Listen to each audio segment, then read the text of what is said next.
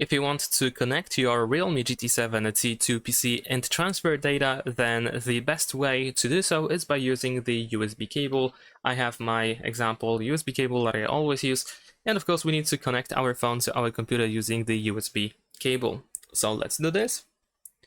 There we go.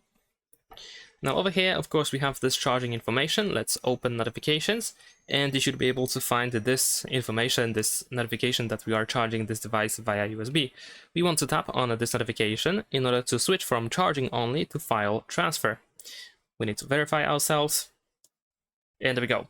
Now in this case, you should be able to open your PC and find the storage of your phone.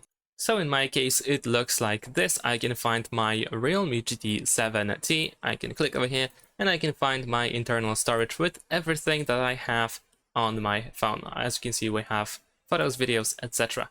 And that's pretty much it. Thanks for watching, leave a like and subscribe.